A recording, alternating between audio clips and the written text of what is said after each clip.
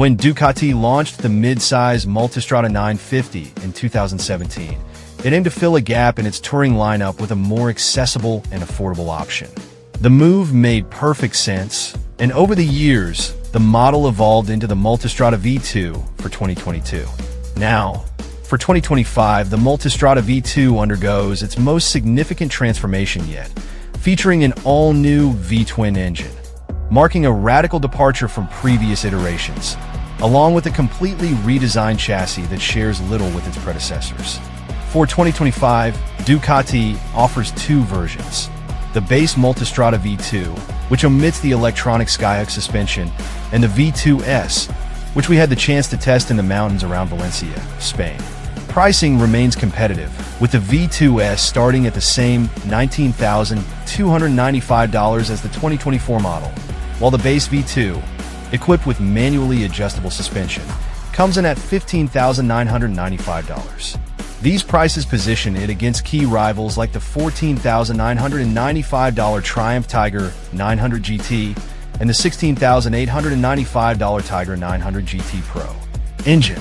Describing this new engine as a radical shift for Ducati is no exaggeration.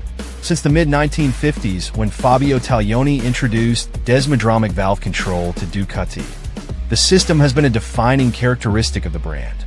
While not all Ducati engines in the 60s and 70s featured Desmo technology, by the 1980s, it had become a staple. Ducati long marketed its bikes as superior in performance due to this system. However, as markets evolve and consumer demands shift, even a company as tradition-driven as Ducati must adapt to stay competitive. For 2025, Ducati's new engine brings several key advantages, including greater simplicity, which translates to lower costs, extended maintenance intervals, valve checks now required every 18,000 miles, and reduced weight, 13 pounds lighter than the Super Quadro 955. A range of design choices contribute to these improvements, but the most significant change is the elimination of the desmodromic valve train, replaced by finger followers and coil valve springs. You can explore a deeper technical breakdown with Kevin Cameron, but here are the essential highlights. The new engine displaces 890 cubic centimeters with bore and stroke dimensions of 96 by 61.5 millimeters. It features hard-plated aluminum cylinders pressed into a vertically split crankcase, contributing to an overall weight of just 120 pounds. The 90-degree V-twin is tilted forward by 20 degrees in the chassis, optimizing weight distribution and packaging. The cylinder heads incorporate intake variable timing, IVT, allowing for a 52-degree range of adjustment to enhance power delivery across the rev range. While derived from the Panigale V2, the Multistrada's engine includes several key differences.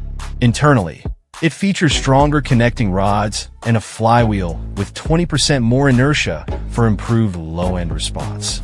A more powerful 470-watt alternator supports touring-oriented accessories. Additionally, the Multistrada's transmission is revised compared to the Panigale, with a shorter first gear, -3.3%, for better low-speed control, and a longer sixth gear, +4.2%, for enhanced highway efficiency. In terms of performance, the Panigale V2 is rated at a claimed 120 horsepower, while the Multistrada produces 115 horsepower at 10,750 RPM, with peak torque of 68 pound-ft at 8,250 RPM. More importantly, Ducati emphasizes how the power is delivered. 70% of peak torque is available as early as 3,000 RPM, with 80% accessible between 3,500 and 11,000 RPM, ensuring strong and consistent performance throughout the rev range. But what we really wanted to find out was how the engine performed on the road. While all those changes to the engine are substantial, overall power hasn't really changed. The 2024 was rated at 113 HP/71 pound-ft. But there is another huge factor here. The 2025 model undercuts the 24 by around 40 pounds in total. No matter how you slice it, that's a massive improvement in the power-to-weight ratio. Using some Kevin Cameron math, that's the equivalent of the bike gaining 10 horsepower.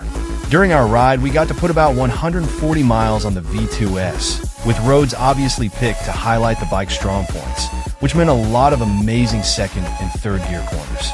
Our bike didn't come fitted with the optional luggage. We were riding it in a bare-bones configuration. Right away, it is apparent that the engine has a broad spread of power. Once the happy spot of the hydraulic clutch is found, leaving from a stop is smooth and requires very few revs.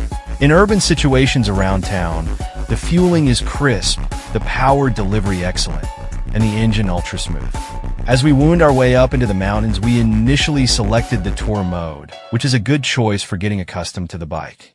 Power delivery in this mode is smooth and linear, while the default rider aids give you a bit more TC. Switching over to Sport really gives an indication of the engine's capabilities with maximum output, dynamic throttle response, and reduced TC and wheelie control. The bike totally comes alive in Sport, and you quickly forget that you're riding a touring-oriented bike as you thrash it from corner to corner like a big supermoto.